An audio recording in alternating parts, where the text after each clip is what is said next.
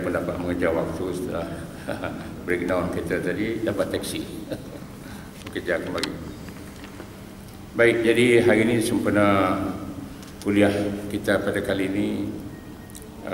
Saya tak sambunglah isu bulan lepas tu, walaupun ada banyak lagi isunya tentang pemikiran Dr. Kashif Ahmad, termasuk menolak syurga dan neraka, melainkan hanya dipercayai syurga dan neraka itu dalam minda saja.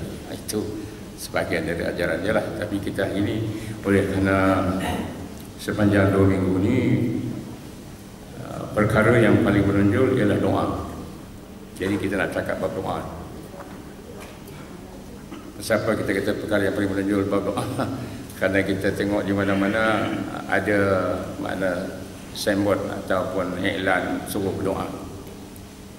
Doa untuk MH370. Saya balik hari hujung minggu ke utara. Mula saya pergi naik kereta. Jadi nampak digital board di Lebuh Raya tu yang mengeluarkan iklan-iklan tu. Antara lain keluar perkataan tu, pray for MH370 di Lebuh Raya. Di tempat lain lagi lah banyak. Jadi hari ini kita bercakap pasal pray atau pasal doa. Jadi doa yang ada dikaitkan dengan pesawat ataupun pengangkutan lah. Kereta, unta, kapal laut, kapal terbang. Oleh kerana masa turun ayat Quran ni kapal terbang tak ada lagi. Tapi bukan kerana Allah tak tahu akan ada kapal terbang. Nauzubillah lah, Allah mengetahui apa yang akan terjadi, dan apa yang terjadi semua ni pun di bawah pengetahuan Allah, dan manusia pun diberi Allah ilham lah untuk buat kapal terbang tu, bukan pada sendiri. Seperti juga Allah memberi ilham kepada haiwan untuk membolehkan dia ditunggangi oleh manusia. Kalau tidak, kalau Allah tak bagi kebolehan ilham untuk haiwan membenarkan kita naik atas belakang dia buang saja. Asal orang nak naik, dia campak kan. Begitu juga kapal, yang masa kapalnya sejak zaman berzaman manusia memang membina salah satu alat pengangkutan kenderaan di atas laut, dalam air lah, dalam lautan kapal. Sebab itu maka disebut dalam Quran dua ni lah, haiwan ternakan untuk jadi tunggangan dan kapal di atas lautan, di atas air. Jadi saya nak rujuk ayat surah Yunus. Ada ustaz-ustaz lain dah rujuk ayat ni? Belum. Surah Yunus iaitu surah 10. Ini daripada kiri kanan ke kanan kiri? Jerumi. Oh, ini terbalik ni. Dia daripada sebelah sini. Saya biasa tengok yang daripada sebelah kanan. Ali Imran, Al-Maidah, Al-Anfal, At-Taubah, surah Yunus. Surah Yunus ayat 22, Anda boleh perhatikan dan boleh lihat dalam kitab tafsiran ayat 22 dan 23. Firman Allah, a'udzubillahi minasyaitonir rajim.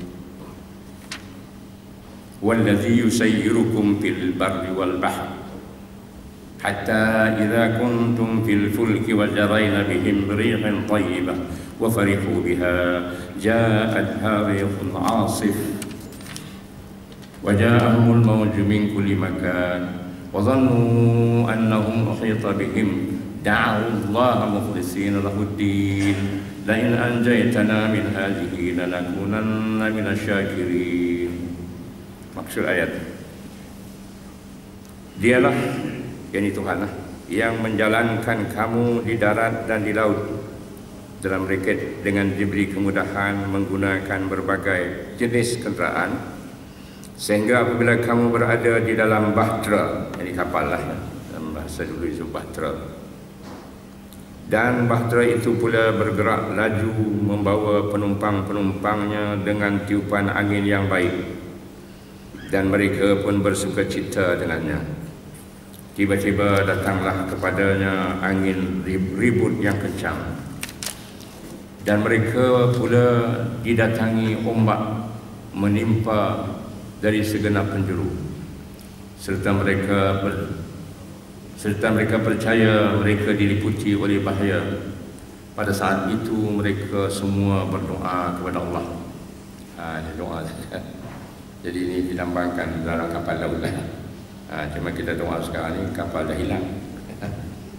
Berdoa kepada Allah dengan mengikhlaskan kepercayaan mereka kepadanya semata-mata, sambil merayu dengan berkata, demi sesungguhnya jika engkau ya Allah selamatkan kami dari bahaya ini, yang dalam kapal yang dipukul ribut tadi itu, kami tetap menjadi orang-orang yang bersyukur.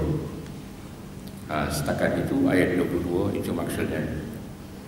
Disambung dengan ayat ke-23, falamma anjahum idza hum yabghuna fil ardi bighairil haqq ya ayyuhan nasu innama baghyukum ala anfusikum mata'al hayatid dunya thumma ilayna marji'ukum fanunabbi'ukum bima kuntum ta'malun. Kemudian bila sahaja Allah selamatkan mereka yang tadi dipukul ribut itu, mereka dengan serta-merta merebakkan perbuatan durhaka di bumi dengan tidak ada sebarang alasan yang benar. Wahai manusia, sesungguhnya perbuatan kamu mendurhaka itu, yakni kepada Allah, hanya bala bencana terhadap diri kamu sendiri. Yakni dengan itu kamu hanya dapat merasai kesenangan hidup di dunia semata-mata yang sementara. Kemudian kepada kamilah tempat kembalinya kamu, maka kami akan memberitahu apa yang kamu telah lakukan.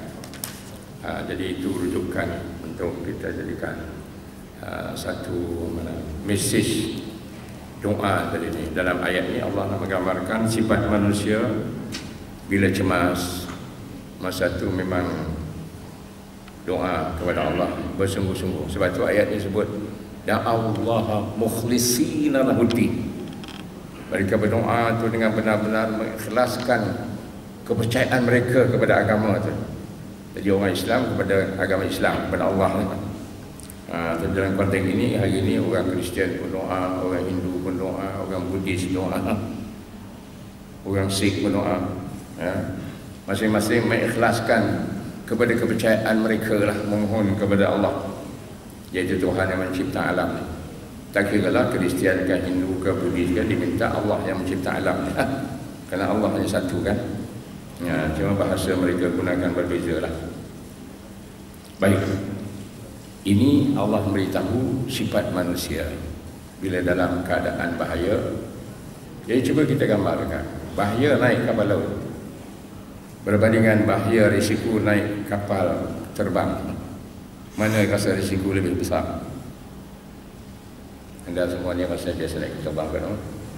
Korang-korang pergi terbang atau pergi umrah lah, atau selalulah ke sana kemari naik pesawat dalam negeri luar negeri. Memang kita rasa kalau naik pesawat, naik kapal terbang, tak kira kapal terbang kecil ke yang pakai kipas seperti umpamanya pesawat apa nama Fokker yang hari ini digunakan pakai oleh apa nama tu yang daripada Subang, Malindo, apa nama? Firefly. Firefly. Ada orang kata naik kapal terbang hak kipas ni lebih jelas selamat banding hak jet tu. Tapi sama juga. Cuma kali dia jatuh tu taklah macam jet tu berkudung tu kan.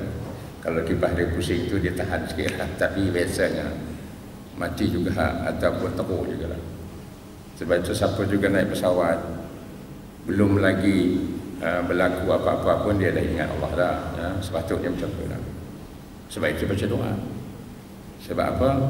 Doa tadi dalam ayat ni, doa orang yang dalam kecemasan semua berdoa. Tapi masa dalam tak kecemasan, tak ramai orang berdoa. Kadang-kadang kalau kita berdoa pun orang kerli gitu kan. Orang mana macam sindi lah. Itu pengalaman saya sendiri lah. Saya pun kerap naik pesawat sana kemari. Bila ada pramugari semua dah duduk pada situ kan. Tinggal dia nak take off dah. Saya pun kalau saya seorang lah. Kalau ada kawan ramai kita doa dulu. Saya pun menggunakan tangan subhanalladzi sakhkhara lana hadza. Tak ada kuat. Kira kita boleh dengar je. Orang tengok kita. Hak tengok tu kan Melayu juga. Kalau orang bukan Islam tu tak boleh lah. Agaknya dalam hati saya alim sangat juga. Orang ni gotong. Tapi dia tak boleh lah. Masa tengok saya pakai kopiah. kebayang macam ni, jadi orang tahu ini mesti ustaz ni. Sepatutnya siapa juga yang naik kapal terbang itu kena berdoa. Sebab Allah mengajarkan bila naik kenderaan kena baca doa. Walaupun kenderaan tu pada mulanya dulu sebelum kapal ni ialah haiwan. Inilah untuk mengajarkan doa menunggangi haiwan. Inilah yang Allah sebut dalam surah 43. Kita ada kait dengan ayat kita baca tadi. Surah 43. Jadi surah Az-Zukhruf.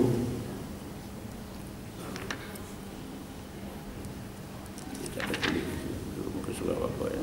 Surah Al-Qassas, surah Al-Rum, surah Yasin.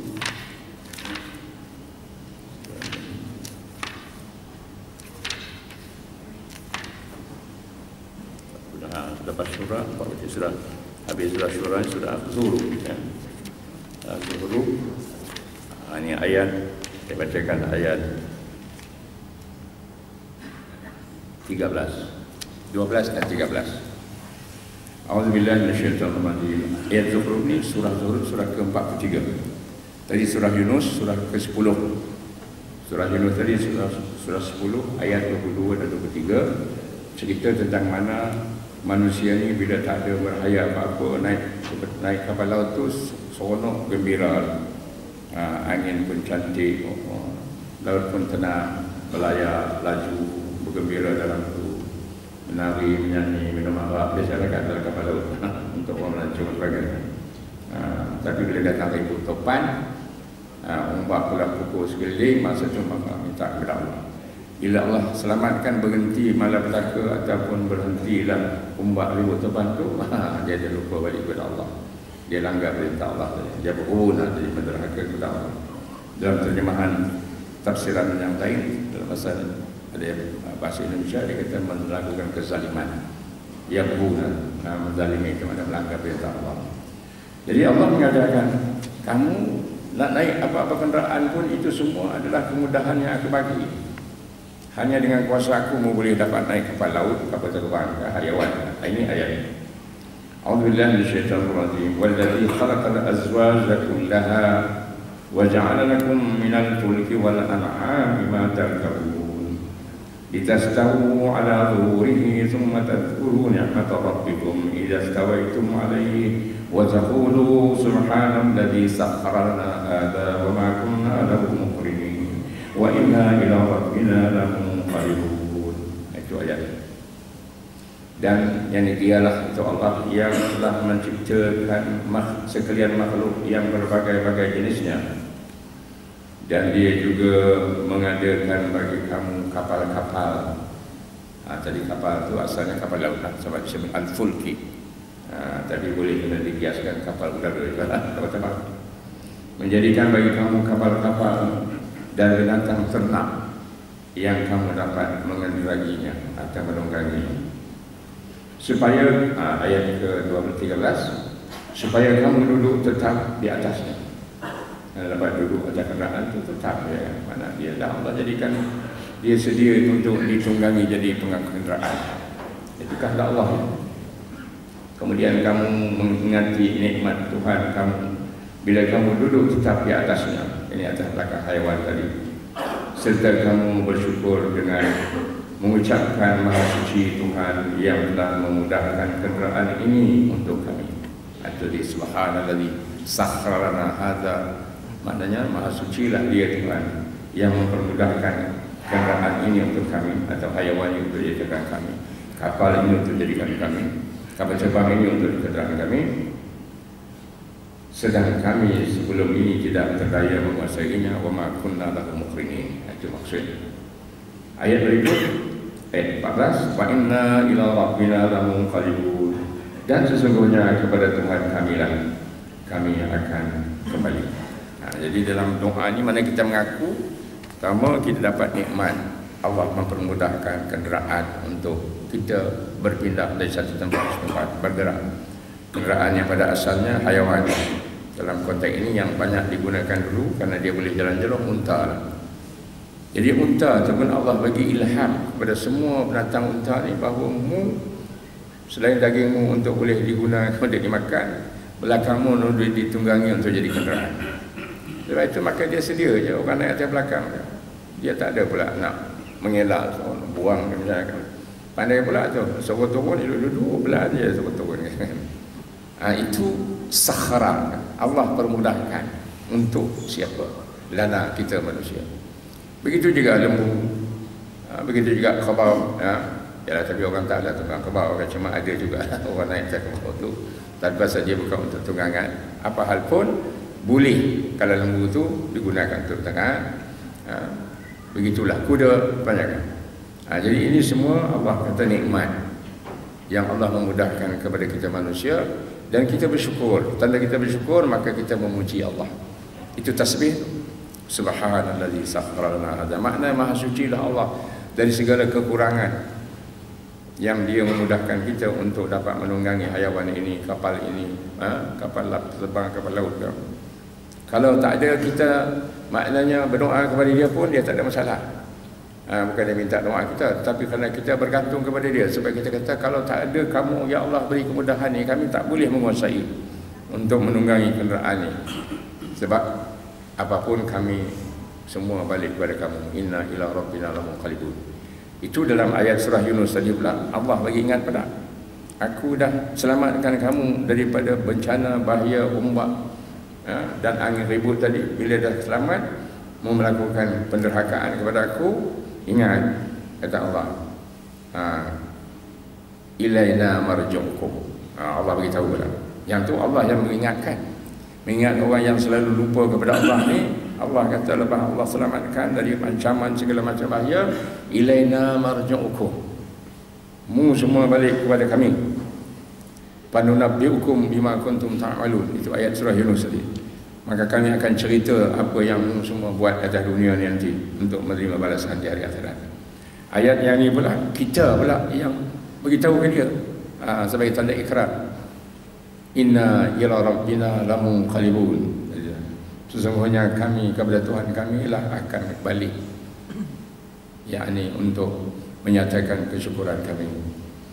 Jadi dua ayat, bukan dua lah sebenarnya, tiga campur tiga surah Yunus, ada dua surah Yunus, tiga surah Az-Zukhruf ni satu sama lain kait berkait, yang kita boleh ambil iktibar ataupun ibrah pengajaran dari peristiwa yang berlaku melanda negara kita hari ini dengan kehilangan sebuah pesawat yang dikodkan dengan penerbangan MH370, semua hafal.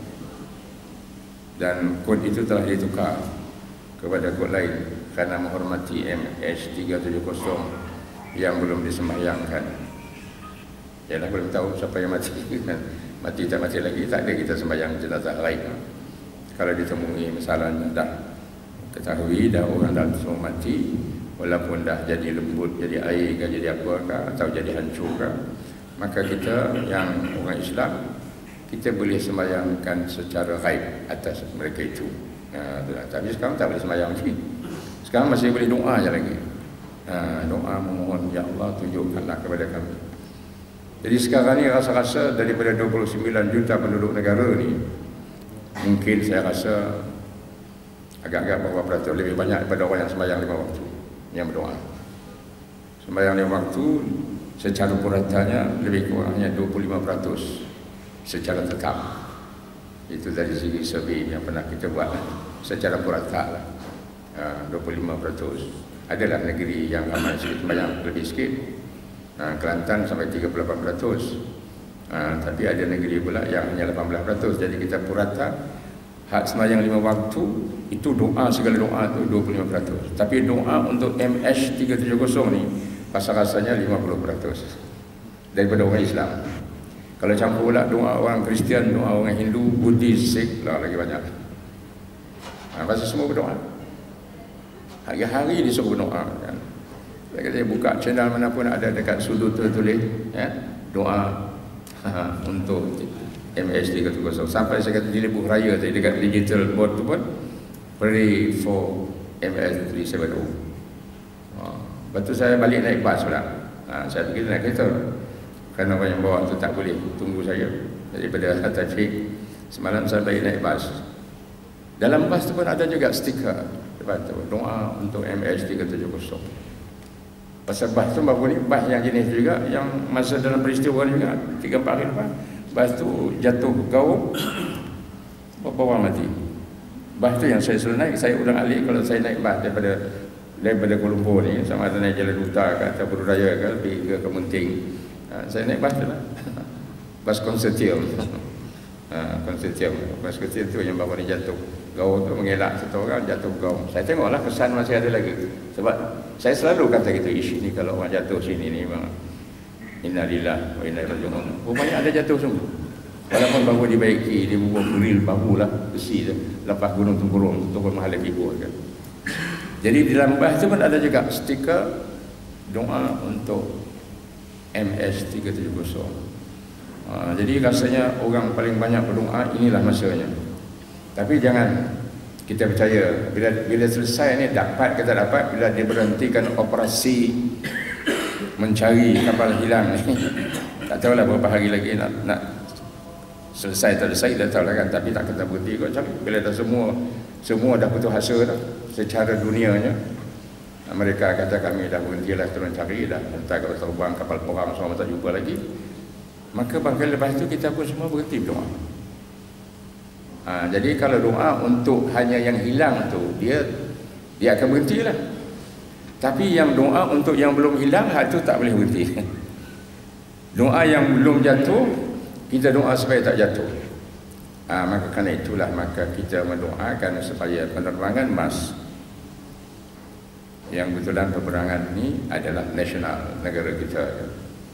Penerbangan syarikat ni bukan syarikat biasa lagi, syarikat yang hampir semua sahamnya dimiliki oleh siapa? Oleh kerajaan. Sebab Khazanah itu syarikat kerajaan kan, GLC. Khazanah telah memberi saham MAS, tak tahu lah berapa peratus yang terbaru kemarin itu, karena mengelakkan MAS daripada menjadi bankrupt. Sebab dikatakan hingga selalu rugi, dan hampir-hampir Asia nak membeli pula emas. Padahal Asia baru, tapi Asia tak pernah rugi. Itu pelik.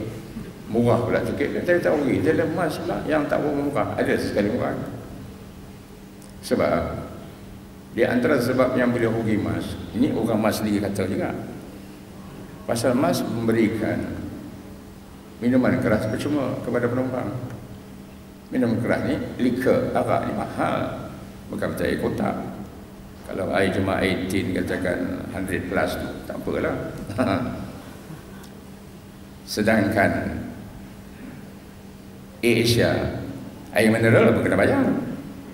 Tak? Masa saya dari Asia nak minta air mineral apa kena bayar? Kalau air suam tu pun free lah kot.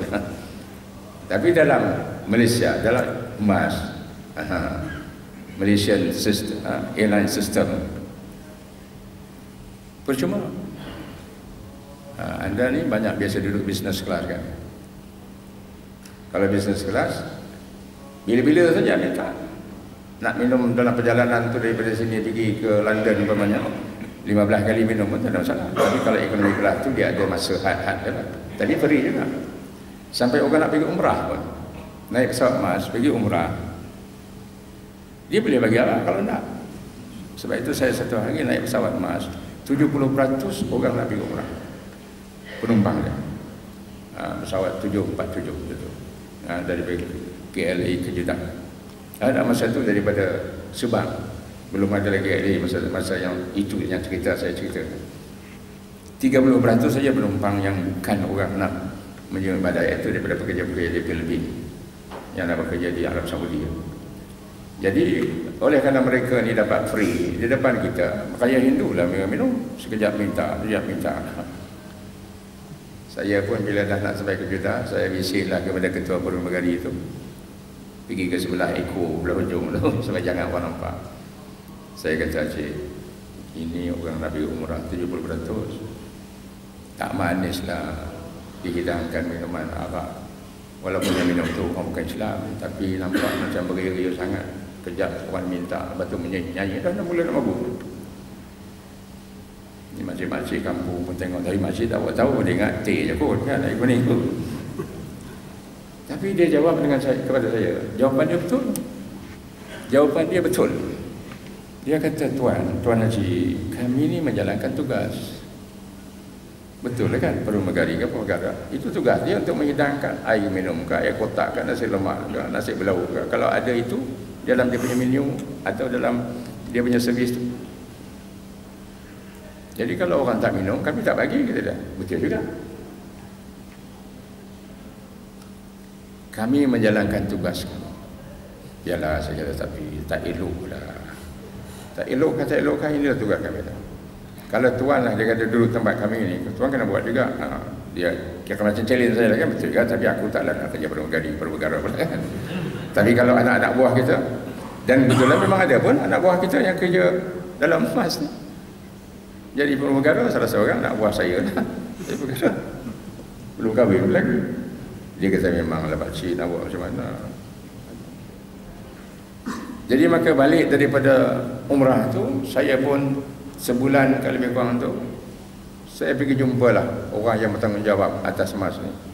Yang paling tinggi lah masa tu, jawatan General Manager dia kata, pengurus besar emas.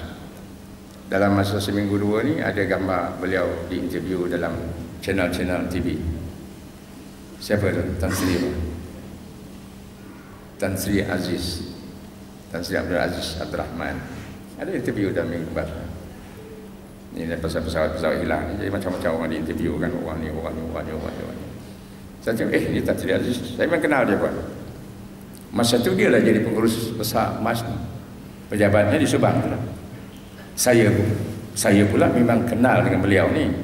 Dengan sebab tugas-tugas saya lah. Bukan ada hubungan apa-apa keluarga kan. Dia orang Kelantan, saya orang Perak. Tapi saya kenal baik. Saya pergi jumpa dia pejabat di Subang. Lepas minum dia semua, saya pun sembang-sembang, saya pun gini cerita ni lah. Bila saya cerita bab ni, apa jawab Tan Sri Aziz Abdul Rahman? Dia hidup lagi. Mungkin dia ingat lagi jawapannya. Dia kata, saya ni Ustaz, saya pun tak nak masuk neraka Ustaz pasal arak dalam pesawat. Itu jawapan Tan Sri Aziz Abdul Rahman. Saya pun tak nak masuk neraka dengan sebab arak dalam pesawat emas ni. Pasal itulah Tan Sri itu yang saya pun datang nak jumpa Tan Sri ni. Kena usahakan supaya benda ni diberhentikan ataupun sekurang-kurang dilimitkan secara beransur-ansur. Sebab arak ni pun diturunkan haramnya zaman Islam pun dia bukan seorang-seorang. Dah banyak sangat orang minum arak, orang Arab jadi dia beransur-ansur. 3 peringkat. Itu boleh kita ceramah tajuk lain. 3 peringkat kita bawa ayat Quran. Jadi yang ni pun boleh lah saya kata Tan Sri beransur-ansur lah. Mula-mula macam ni, Ustaz, saya dah bawa benda ni dalam lembaga mesyuarat lembaga Ustaz. Saya pun kalau pramugara tu dia kata itu tugas dia, dia tak ada kuasa. Saya pun tak ada kuasa juga Ustaz. Walaupun jawatan saya ni paling tinggi dalam syarikat ni, tapi kuasa bukan pada saya. Namun saya dah bawa dalam lembaga pengarah. Apa jawapan lembaga pengarah? Ini polisi kerajaan. Itu jawapan. This is government policy. Jadi polisi kerajaan yang menentukan nak memberhentikan atau menghentikan. Setakat ni polisi kerajaan bahawa jualan arak ni tak salah. Asal ada lesen. Dan emas dia beri lesen. Saya pun tak kata apa lah, tapi saya kata Tan Sri saya dah sampaikan lah. Saya pun dah tugas saya. Jadi apa yang boleh kita sama-sama doa lah Ustaz. Itulah penghabisan pertemuan saya dengan Tan Sri itu. Kita pakai doa lah satu masa akan berhenti. Tapi sejak tu peristiwa tu tahun berapa? Awal 80-an tuan-tuan. Awal 80-an. Mana 90-an, 2000, mana? Kira 30 tahun lebih dah. Saya rasa tak kurang dari 30 tahun dah peristiwa saya jumpa Tan Sri Aziz tu. Tapi sampai hari ni bila saya naik pesawat emas, saya tengok masih ada lagi hidangan minuman keras. Mana tak ada berhenti. Tiba-tiba satu masa